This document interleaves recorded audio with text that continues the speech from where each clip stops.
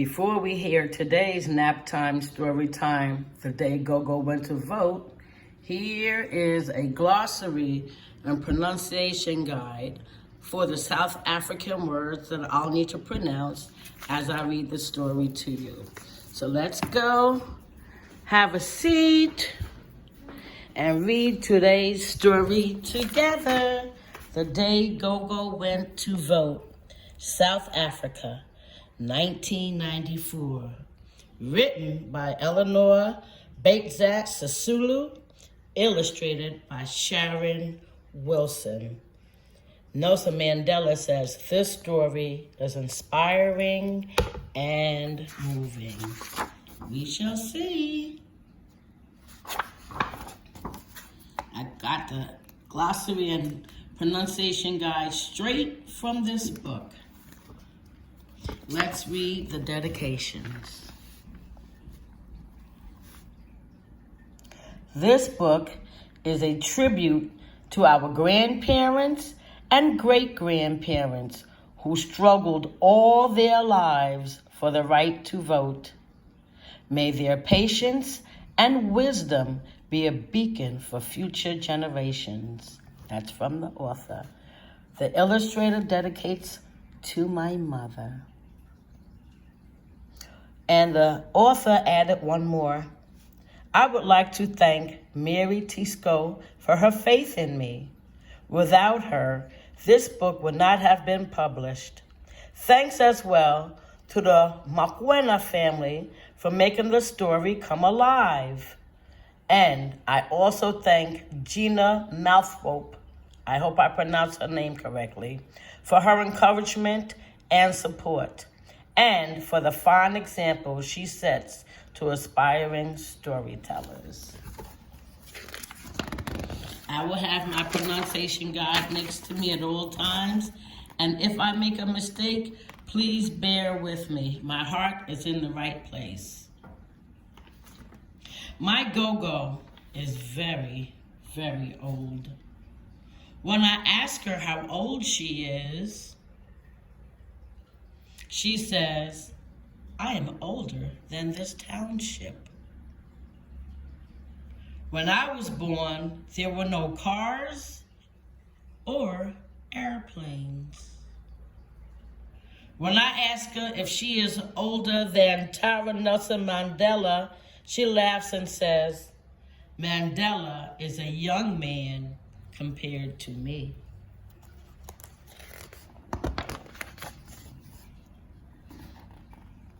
When I come home from school, my mother and father are still at work. So Gogo takes care of me. Gogo calls me her little tail because I follow her everywhere. She lets me carry her beautiful blue cloth bag in which she keeps her important things. Sometimes she tells me to open it and I find sweets inside.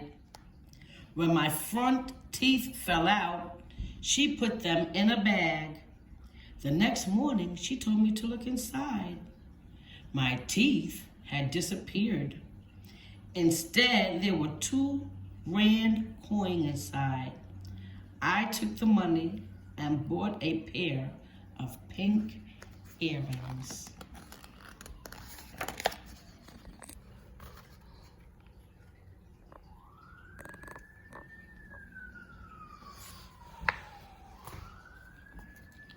Because she was born in an olden days, Gogo knows a lot of things that happened long ago. She tells me many stories that her Gogo told her about how our ancestors lived before the white people came. She also tells me about the place where our family came from and how we were all related to each other.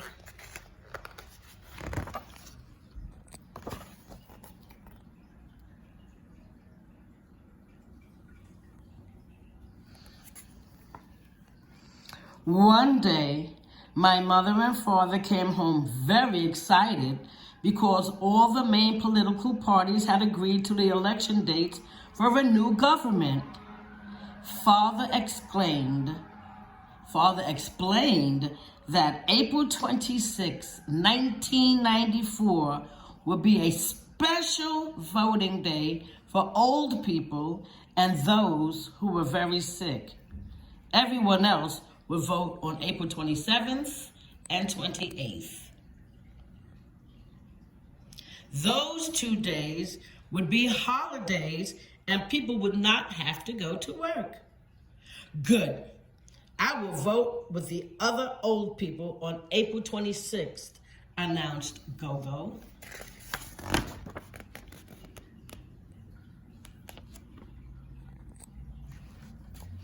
We were all shocked when Gogo said this because she never goes out of the yard. The last time Gogo went out, it was a long time ago, even before I started school. It was when my father took her to the pensions office. When they came back, Gogo was very sick and father was very angry.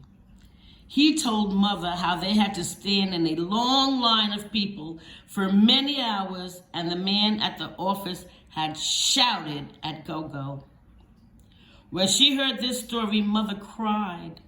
They should not treat our elders like that, she said. After that, Gogo stayed in her room for many days. My heart was sore because mother would not let me go into her room. Gogo cannot tell you any stories because she is very sick, she would say. Gogo is better now, but she never goes out of the yard anymore.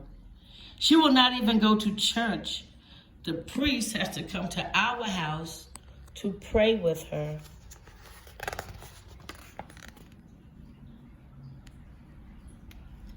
That is why we were so surprised when Gogo said she wanted to go vote. We cannot take you to go vote on April 26th because we will be at work, said Father. Then I will vote with you on the 27th, said Gogo. How will you go to the polling booth, Father asked Gogo. The same way you will go there, replied Gogo. But we are going by bus. We cannot have you traveling on a crowded bus. The buses may even be too full on that day, and we may have to walk. Besides, said Mother, there will be long lines of people at the polling station. You will not be able to stand in those lines.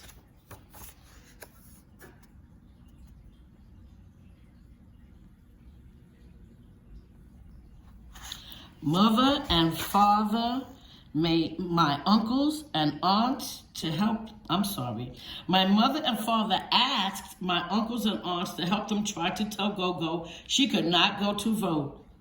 But Gogo refused to listen. You want me to die not having voted? She asked.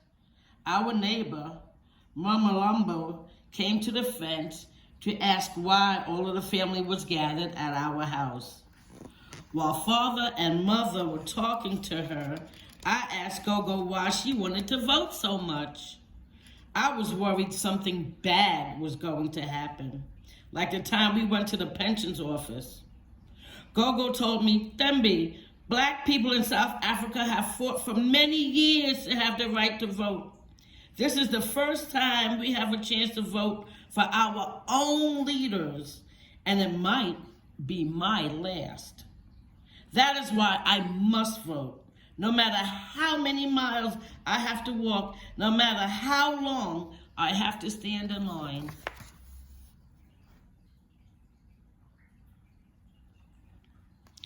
Mama Lambo told her uncle, Mr. Ramashu, a rich man who owns many shops in the township, about Gogo. Mr. Ramshu sent a message to Father saying he would send his own car and driver to take Gogo to vote. I asked Mother and Father if I could come along. At first they said I was too little, but Gogo told them that I must be there to help carry her blue bag. Soon it was time for the elections.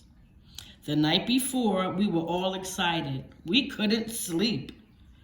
Early on the morning of April 27th, we dressed in our best clothes. We were waiting eagerly when Mr. Ramshu's big shiny car stopped in front of our small house. As we helped Gogo to the car, all our neighbors came out onto the street. They were cheering. The driver opened the car door for us. My friend shouted, "Look at Tembe in a Benz." I pretended not to see them. I looked straight in front. I was going to help Gogo vote. I had no time to laugh or talk to them.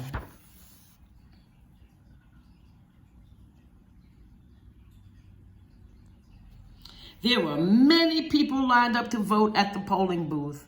The crowd had to move to let the car go through. Mr. Ramshu told the voting people about Gogo, so they were waiting for her. They said she should not stand in line. A woman called the presiding officer guided us into the voting office. Gogo showed her identity book to the voting officers. They then put Gogo's hands under a machine. I asked them, what was that for? "It's an ultraviolet machine," exclaimed the presiding officer. "It's against the law to vote twice. This machine helps us make sure that each person votes only once. Look at your Gogo's hands through the glass in front. You cannot see anything on her hands, but when we put this colorless liquid on Gogo's hands and then put them under the machine for a second time, what do you see?" "Her hands look blue. Why is that?" I asked.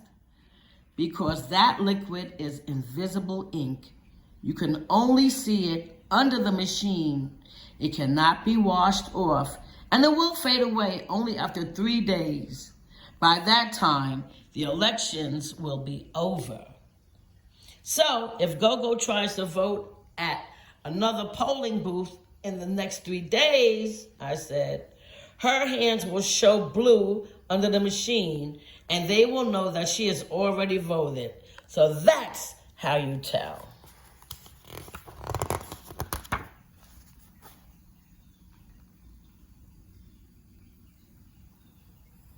They gave Gogo a ballot paper to take into the voting booth. I wanted to cry when they told me I couldn't go with Gogo into the voting booth. But Gogo hugged me and said, "Tembe, please hold my bag for me while I vote." "Why can't I go with Gogo?" I asked. "Because no one should know who she's voting for," the officer said. "But I already know who she's voting for," I said. "Shh!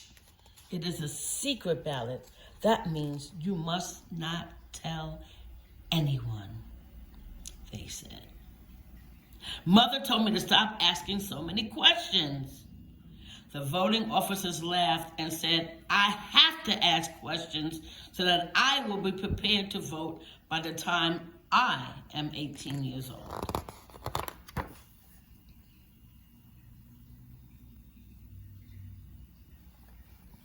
When Gogo came out of the voting booth, she put her ballot paper into a big box with an opening on top, like a money box. Some people with big cameras that flashed bright lights took pictures of her. Then they took a picture of Gogo and me together. Gogo looked tired, but she smiled and held my hand tightly. All the people in the room stood up and clapped for a long time. Mother told me they were clapping for Gogo because she was the oldest voter in our township. Mother and Father were crying. I cried too. I don't know why, because I was very happy. When we got home, in Mr. Ramshu's beautiful car, our yard was full of neighbors and relatives.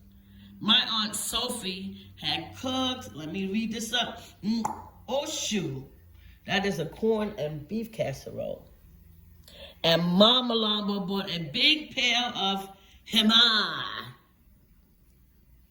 While we were eating, some of my uncles argued about who would win the elections. They became quite angry because they had voted for different parties.